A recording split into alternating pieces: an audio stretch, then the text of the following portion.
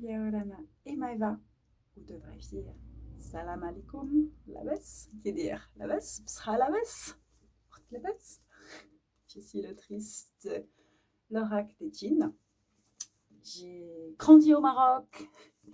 J'ai, pour être honnête, entendu des histoires sur les djinns sans y mettre le mot, parce qu'on me parlait de djinni, mais c'est pas en arabe. Véritablement, la première fois que je l'ai entendu, j'avais 17-18 ans, quand j'avais le projet de faire l'exploration de 4 fleuves africains, donc le Nil, le Congo, et je vais y arriver, la rivière de Casamance, oui, j'étais fascinée, et je l'ai fait, le Niger. Voilà, ça c'est fait, c'est check. Merci la mémoire. C'est un monsieur qui m'en avait parlé. Et du coup, je vous raconte les djinns. Recentrons. Les djinns, c'est la première fois que je fais un écrit sur commande. Ça, c'est dit. J'étais dans une phase où j'avais, entre guillemets, quitté les énergies de Tahiti pour transmettre de nouvelles histoires et de nouvelles énergies. Et je revenais au Maroc, puisque j'ai grandi en partie au Maroc. J'ai une connexion forte et émotionnelle avec le Maroc du fait de cette enfance, puisque j'y suis arrivée très petite et j'y ai passé beaucoup de temps jusqu'à mes 7 ans, entre donc une éducation entre ma grand-mère et mes parents en France. J'ai donc beaucoup de souvenirs qui sont vraiment associés à de la lumière, alors que la France est plutôt associée à de l'ombre. Ce qui fait que j'ai une affection, une admiration profonde pour la tradition marocaine et par extension la tradition arabe, amazie et musulmane. Quand je suis revenue et que je me suis dit je suis quand même un être du monde, une citoyenne du monde qui a énormément voyagé, j'ai envie de faire un oracle qui m'appelle et qui me permet de traduire aussi mon histoire avec le Maroc. Donc j'ai fait 2 propositions à mon éditeur à l'époque. J'ai proposé un oracle de Kaina. Kaina est une femme donc berbère, Amazie, avant que, entre guillemets, on parle du Maroc Maghreb. Et c'est une femme qui a notamment fait la malle, un petit peu comme nous, Pierre Martel a fait la malle aux Arabes. Elle a fait la malle aux envahisseurs. Je ne veux pas dire de bêtises, donc je ne sais plus qui ils sont, mais c'est pas grave. C'est comme ça passe. Et elle a étonné tout le monde, et donc elle est devenue redoutable jusqu'à ce qu'elle perde. Et comme toutes les femmes, dès qu'elles perdent, elles n'ont pas le droit à l'erreur, les femmes, donc elle a été foutue dehors et elle finit quand même assez mal sa vie. Je trouvais qu'elle avait une énergie très forte, très puissante, une manière de parler vraiment très cash. Et je fais aussi partie de cet héritage. On était vraiment dans une phase de qu'est-ce que c'est le féminisme, qu'est-ce que c'est être femme aujourd'hui, qu'est-ce que c'est, entre guillemets, obtenir ou... c'est fou parce que c'était la première image du butin. J'aurais dû tout simplement prendre la première. C'est marrant. Voilà, je ne vais pas revenir sur ce que le féminisme a vécu, mais en gros, il y a quatre vagues du féminisme, qui commence par la Nouvelle-Zélande, qui est le premier pays à autoriser les femmes à voter. Et quand on connaît la culture maori, on se dit, on comprend pourquoi. Donc ça, c'est l'obtention du droit. Ensuite, l'obtention du pouvoir économique, donc de pouvoir avoir accès à un travail, à un compte bancaire, à un chèque. Et donc ça, c'est accepter le pouvoir économique. Et ensuite, ça, le troisième pouvoir, pour moi, la troisième libération de la femme, c'est la reconnaissance de son statut égal avec l'homme, donc l'accès égal à l'éducation, à un même salaire, à des mêmes conditions de bonheur. Et c'est là où ça dérape un peu, cette quatrième vague de féminisme qui, pour moi, va trop loin, parce qu'on est, entre guillemets, quasiment devenus des Amazones. On veut prendre tous les rôles. Je me dis toujours en rigolant, on s'est fait arnaquer parce qu'il n'y a plus personne qui nous ouvre la porte. Et il n'y a même plus personne qui fait rien à la maison parce que grosso modo, maintenant, il y a beaucoup d'hommes qui ne font rien à la maison. Et c'est les femmes qui font tout. Et je vous rappelle qu'on fait les enfants. Donc voilà, on a tout gagné, on a tout perdu. Donc, on n'a plus non plus de fleurs au premier rendez-vous. Je me dis que c'était bien qu'on ait des droits et c'est bien qu'on puisse choisir d'avoir un travail, mais qu'on ait perdu ce qui faisait la beauté d'être femme, ça je comprends pas. Voilà, et donc on a même perdu le fait qu'un mec puisse nous aborder dans un bar, parce qu'on peut lui foutre un procès, donc on peut comprendre que le mec, il n'ait plus envie de nous aborder si n'importe quel un peu extrémiste lui dit: t'as pas le droit de me parler, t'as pas le droit de me toucher, je vais t'accuser de je ne sais quoi parce que tu m'as touché dans un bar. Non, mais c'est des récits véritables que j'apprends, je ne dis pas. Voilà, donc le djinn est venu en moi, la djinaya d'ailleurs. Ça, c'était ma première proposition, et c'était vraiment un oracle cache qui se voulait cache, et qui était vraiment sur le message de tu prends tes responsabilités maintenant, et un petit peu comme, j'aurais envie de dire pour moi, une maman marocaine qui peut être alors à la fois telenovela, très la maman qui se fend dans son drame, et voilà, un peu caricatural, mais qui peut être aussi très sévère et très allez, tu bouges, t'avances, quoi. Hein, donc c'était ça. Bon, il n'a pas voulu. Le deuxième, ça c'est aussi un grand regret, c'était de faire, peut-être qu'on y arrivera, j'aimerais beaucoup faire un oracle sur Imsina. Il y a un très bel oracle sur Rumi, tout le monde parle de Rumi, j'adore Rumi, mais il n'y a pas que Rumi déjà dans le soufisme, il y a tout le soufisme marocain qui est magnifique. Alors bien sûr, c'est comme c'est des traditions orales, qu'il n'y a pas beaucoup de personnes qui ont écrit sur les grands maîtres dans les zaouïas et les courants soufis marocains. Il y a quelques livres qui existent, et ceux qui ont écrit, ce sont souvent des disciples de ces personnes qui ont parlé. Je ne donne pas de nom parce qu'on me dit de ne pas le faire, donc je ne le fais pas. Mais voilà. Et bon, par contre, Ibn Arabi, il a écrit énormément de livres, et on les a. Et il a écrit des poèmes magnifiques. Donc j'avais très envie de faire ça. Bon, il n'a pas voulu, mon éditeur. Par contre, est émergé de toute cette discussion les djinns. Il m'a dit, mais ça n'a pas été encore fait. Alors que les djinns sont bien dans notre imaginaire commun. Hein, ils sont beaucoup là. Dire le djinni qui est le plus connu, c'est celui qui chante je suis ton meilleur ami. Je suis ton ami. Sachant que j'ai adoré Aladdin, que j'ai complètement adhéré à Aladdin à l'âge de 20 ans. Je sais, tout le monde a des problèmes, moi comprise. Que je suis partie au Liban à 22 ans pour animer une colonie, en tout cas aider les enfants de Cité du Nord, Hermel, du Liban, à vivre un été un peu plus agréable et avoir des activités. Et on a donc fait une comédie musicale sur Aladdin, repris du grand Disney. Donc c'est dire mon affection pour ce Moyen-Orient qui est quand même bien caricatural, mais qui nous fait rire. Et ben voilà, c'est le personnage du génie qui en fait apporte des vœux, hein, dont le conte, dont on ne sait pas s'il est véritablement dans les Mille et une nuits. Bon, après, c'est quelle est l'histoire des Mille et une nuits et comment est arrivé ce conte? Est-ce qu'il ne viendrait pas finalement de l'Inde et serait traversé par la Perse, par l'Iran, et aurait été retranscrit par un Français qui aurait ajouté, donc Antoine, je ne sais plus quoi, c'est dans le livret des djinns,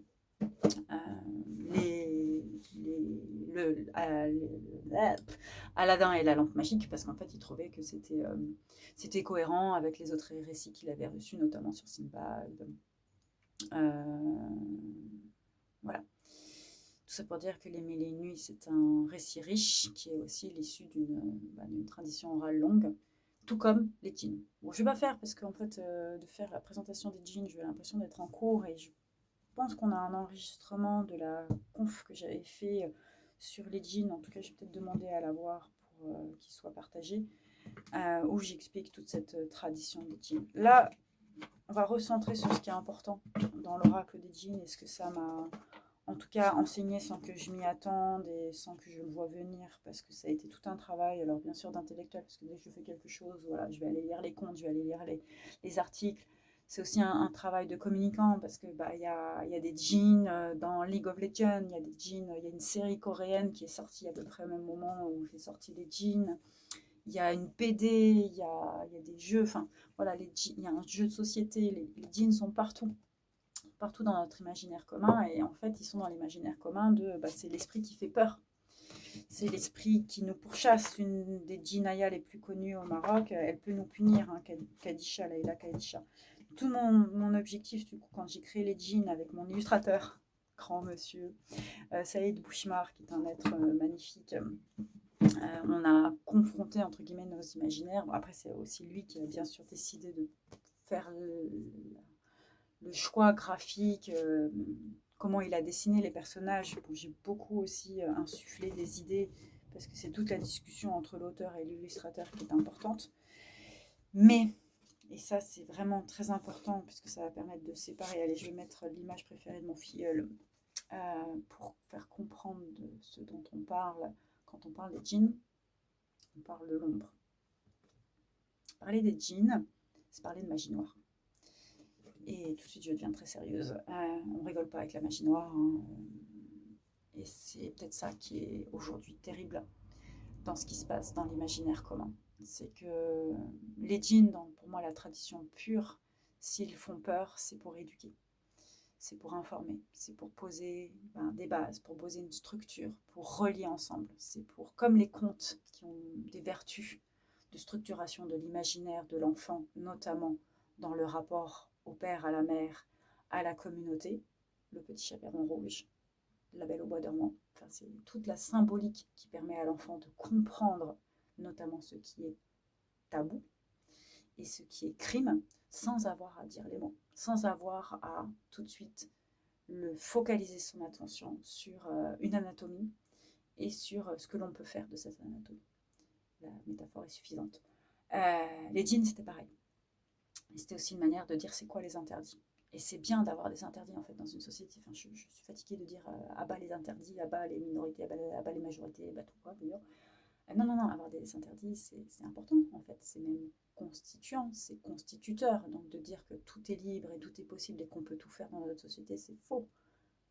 On a des interdits qui sont primaires et qui sont essentiels et qui assurent à la fois la survie de l'espèce, qui assure aussi, on évite la dégénérescence, et ça c'est par exemple par rapport au tabou de l'inceste.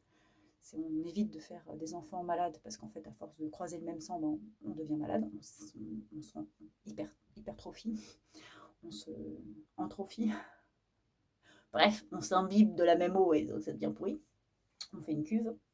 Merci, c'est bien, c'est beau ça.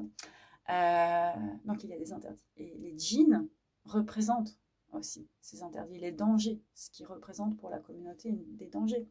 Et ça permet de mettre des limites simples par le vecteur du récit, par le conteur. Le djinn, ça nous parle de celui qui compte, celui qui détient la tradition orale, alors qui par essence, du coup, du fait de notre communauté, détient un pouvoir, puisqu'il détient un pouvoir sur la psyché et l'inconscient. C'est le plus grand pouvoir de tous. Et qui fait que c'est réutilisé par toutes les religions et par le mainstream actuel des produits culturels. Et qui nous fait croire que donc le djinn, c'est un grand méchant, c'est un démon, c'est un fantôme. Alors ce qui est intéressant, c'est de voir comment il est raconté dans ces produits culturels. Je pense à League of Legends, donc un des djinns qui est utilisé, c'est il te fait devenir malade mental de la psychiatrie.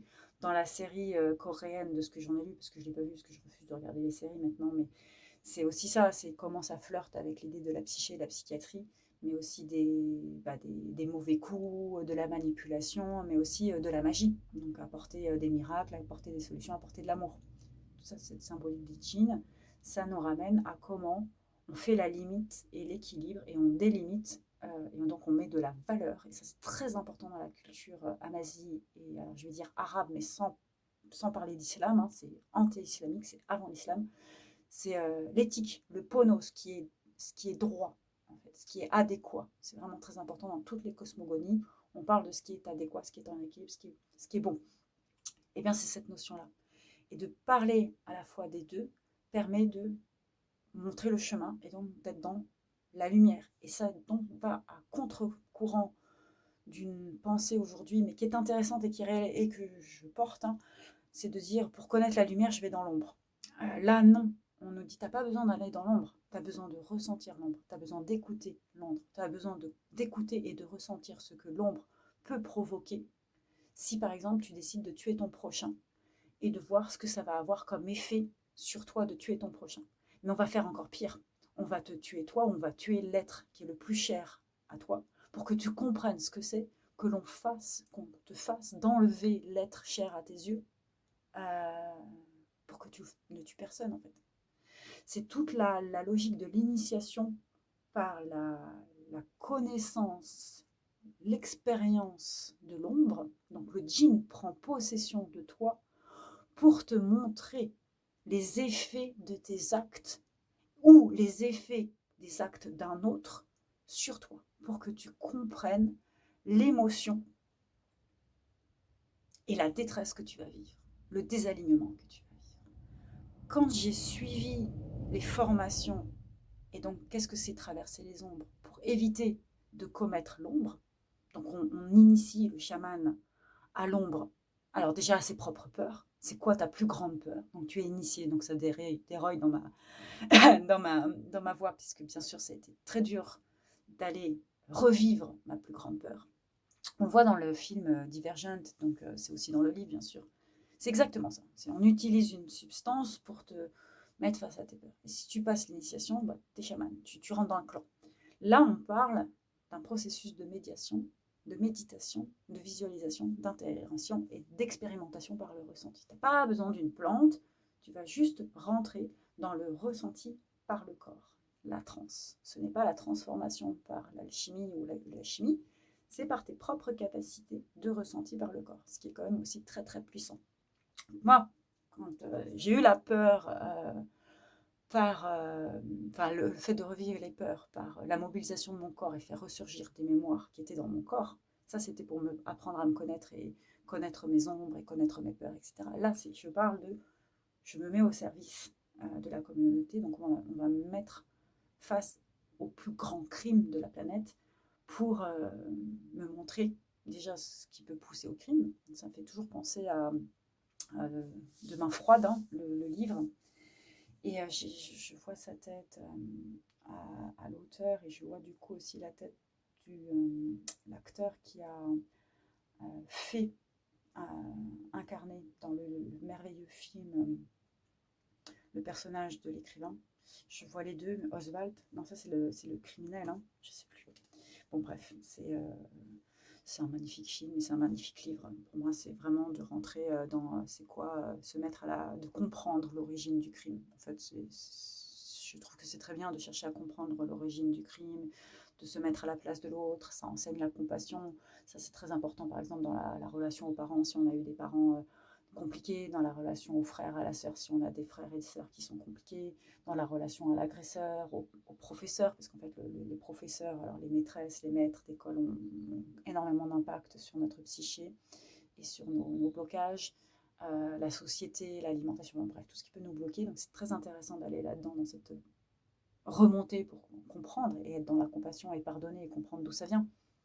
C'est pas pour autant que c'est pardonnable et que c'est acceptable. Tout le processus, c'est d'aller, en fait, non pas chercher à comprendre pourquoi on le fait, c'est juste de dire qu'est-ce qu'on se ressentirait si on nous le faisait. C'est surtout ça qui est important. Et moi, je vais vous parler de quelque chose qui est quand même très très dur. On est dans du dark, hein, on est dans de la magie noire, on est dans le djinn, on est dans ce qui est de l'ombre, donc on est dans le crime. Hein. C'est la zoophilie. Il n'y a rien de pire pour moi. Non, il y a plein de choses pires. La nécrophilie, c'est pas mal aussi.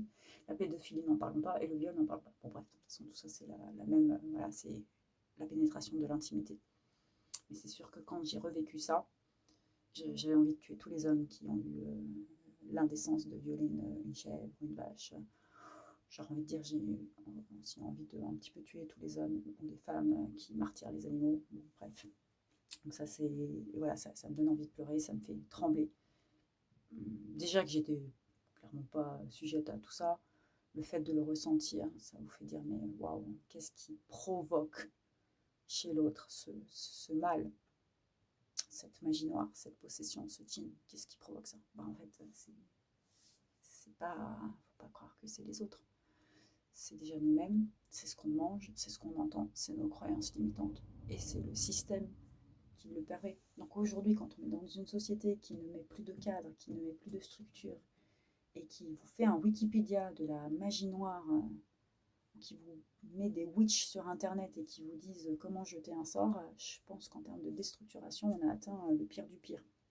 Mais c'est très bien. On est dans la traversée de l'ombre pour aller peut-être trouver la lumière, en tout cas on l'espère. Les djinns, c'est ça. Et c'était très dur de réaliser tout ce que portait cet oracle. tout ce que portait l'enseignement par cet oracle. Parce que cet oracle, il vous parle du pouvoir, en fait, de vos croyances sur vous-même et à quel point les croyances sur vous-même peuvent vous amener à faire des choses qui sont de l'ordre, alors je vous ai parlé des cas les plus extrêmes, mais on va juste revenir maintenant au commun, entre guillemets, au crime que l'on commet au quotidien.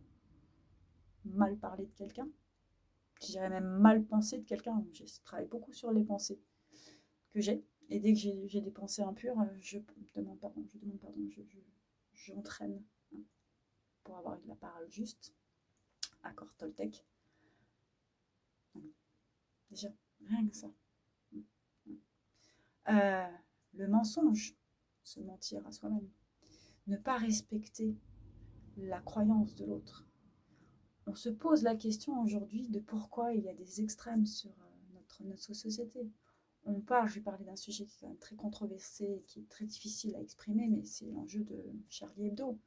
Des journalistes qui ont exercé en tout honneur, toute conscience, leur liberté d'expression ont quand même blasphémé Dieu, blasphémé la représentation de Dieu. Et pour les 3 religions, parce qu'on s'est focalisé sur la religion musulmane, mais en fait, moi je suis désolée, voir le pape ou le Christ tout nu, je ne comprends pas. Retour de bâton, mais pour la société entière, parce que c'est la question de qu'est-ce que c'est s'exprimer et c'est quoi le respect de la croyance et des croyances des uns et des autres. Et tout ça, c'est la magie noire. C'est la magie noire. L'autre magie noire qui est très puissante dans notre société. Alors, je ne vais pas parler des drogues, parce qu'on est tous d'accord pour dire que les drogues ça va pas, mais on va tous prendre de l'ayahuasca et des champignons en se faisant mal encadrer, en se disant c'est cool, je vais dans la psyché, et j'ai pris de l'ayahuasca, j'ai pris une plante, quoi. Bon, très bien. J'ai lu là, ouais, c'est une quête comme aller à Lourdes. Ben non, pas du tout. C'est une transformation de ton état chimique pour aller chercher quelque chose que tu n'es pas capable d'aller chercher par toi-même, quoi. C'est pas du tout l'ayahuasca chamanique. Bon, bref. Ce qui est terrible, du coup, c'est de se dire la magie noire qui est très présente aujourd'hui, c'est la boisson. C'est la boisson. C'est ce qu'on boit. Tout le sucre et tout l'alcool que l'on boit dans notre société. C'est terrible. Oui, on n'arrête pas de me parler de l'empreinte carbone, de mon empreinte carbone, donc je suis coupable au tribunal climatique. Je dis ouais, mais j'évite vraiment de boire tout ce qui est boisson sucrée et alcool. Je fais des jeûnes de plus en plus réguliers, parce que bien sûr c'est un lieu de convivialité, c'est vrai que c'est agréable. Je limite de plus en plus, je ne bois plus que 2 alcools sur toute la série d'alcools, parce que en fait c'est une source de magie noire. C'est une transformation. Voilà. Ça peut être une source, bien sûr, j'entends d'arithmétique, donc de retrouver un rythme avec Aleph, hein, la lettre de la création. Ça peut être bien sûr un lieu de célébration. C'est après tout le sang du Christ, hein, le vin rouge par exemple. On est trop loin pour aujourd'hui se dire que c'est tout. Enfin, en tout cas, par rapport à l'enseignement que je peux donner, non. Sinon, aujourd'hui, j'ai besoin de mettre une limite forte pour faire comprendre le message. On a été trop loin dans la consommation d'alcool, la consommation de sucre. Donc le sucre, ça va avec les boissons sucrées, mais ça va avec ce que l'on mange. Et ce sont le psychotrope, la hallucinogène, la magie, qui aujourd'hui est la plus impactante, c'est bien, c'est un nouveau mot, sur notre capacité à rentrer en possession, à laisser notre part démoniaque parler. Déjà qu'elle parle très bien naturellement, hein. Il n'y a pas besoin d'aller plus loin d'aller voir très loin pour avoir une part notre ombre qui s'exprime. C'est normal, elle a besoin d'exister, notre ombre. Après tout, elle est là, c'est pour une raison, hein. Donc il faut la laisser. Si on l'encourage, elle prend beaucoup de pas sur nous. Et après, on se dit pourquoi je suis dans la souffrance, pourquoi je suis ci, pourquoi je suis ça. Jean, pose-toi la question de la propre magie noire. La magie, on dit toujours, la magie agit dans ton noir. Noir, c'est ta noix qui te reconnecte à ton noir, donc ce que tu reçois. Voilà. Allez, une petite carte pour terminer. Tu es ma chose, c'est très mignon. Donc Zouaj Azouat, ça parle d'une pratique très très connue, notamment au Maroc, qui consiste en fait, par exemple, à jeter des cheveux. Il y a des boules de cheveux pour jeter un sort sur la personne. Une grande pratique, c'est de mettre les cheveux dans les toilettes et de dire j'envoie par l'eau ma magie noire à la personne. Donc, c'est chouette, hein, on kiffe. Une autre manière, c'est aussi parce que soit Aswad, ça pourrait être aussi la traduction de ce qui est noir dans le mariage, dans le mari, dans la connexion de couple. Et c'est vraiment une manière de dire, parce qu'en fait, il est amoureux, hein, ce djinn. Et c'est la manière qu'ont les femmes, par exemple, ça c'est une autre tradition que j'ai reçue quand j'étais au Maroc, de empoisonner leur mari à petit feu, donc en les empoisonnant vraiment en utilisant des poisons mais pas détectables pour que le mari, par exemple, ait une crise cardiaque. Et donc c'est une manière de tuer son mari. C'est une malédiction, c'est une pratique là aussi noire qui existe. Donc bon, bah, ça c'est fait. Hein. Je parle du Maroc parce que c'est celle que j'ai reçue, mais il ne faut pas croire, hein, il y en a partout. Il y en a beaucoup dans les îles. Il y en a beaucoup en France, mais pas forcément liées aux religions, on va dire, quelles qu'elles soient.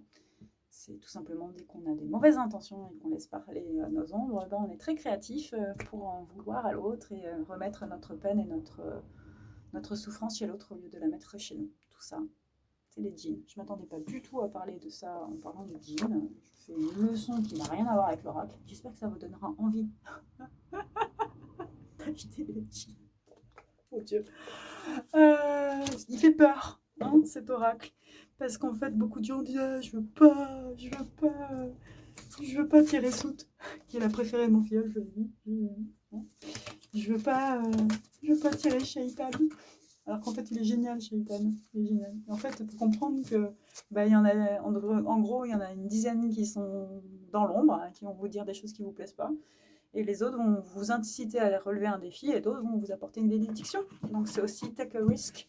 Là, je retrouve l'intention que j'avais dans Kaina. Prenez le risque de la vérité, de l'authenticité. Je trouve qu'une des meilleures choses à faire dans la vie, c'est de dire ce qu'on pense. Je lisais ça à un moment, après avoir posé ma démission dans une université, et je disais finalement un directeur ou une directrice qui a de la chance, c'est quand un de ses employés ou un de ses cadres ou un de ses membres de son comité exécutif est capable de lui dire t'as déconné et de lui rapporter les choses qui ne vont pas. Parce que si on vous dit que tout va bien et que c'est faux, ou surtout qu'on vous dit que tout va bien quand il y a des zones de progression, ben, on vous ment, on vous empêche d'aller dans la zone de production. Donc les djinns est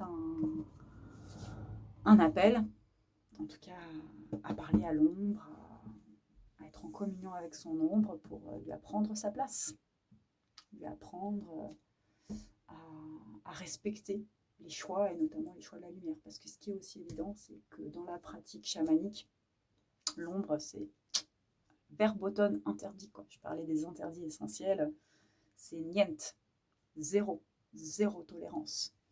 Donc quand on a des pensées, par exemple comme moi qui suis un être d'ombre, moi c'est vraiment de dire parfois j'ai des pensées et je me dis est-ce que c'est les miennes, est-ce que c'est de la télépathie, donc j'entends les pensées d'un autre qui sont mauvaises parce qu'en fait il a quelque chose qui ne va pas bien chez lui ou je le dérange pour X raison parce que c'est ce que je représente qui le dérange, comment je traite cette pensée. Et du coup je m'amuse souvent de plus en plus c'est un outil que je peux vous donner, hein, à le donner à ma bon, je me suis vraiment fait une sorcière noire à côté, elle est super bien habillée, elle est marrante, elle change de bijoux et tout, et dès que je sens qu'il y a quelque chose en moi qui manque de lumière, je lui dis allez vas-y, fais-moi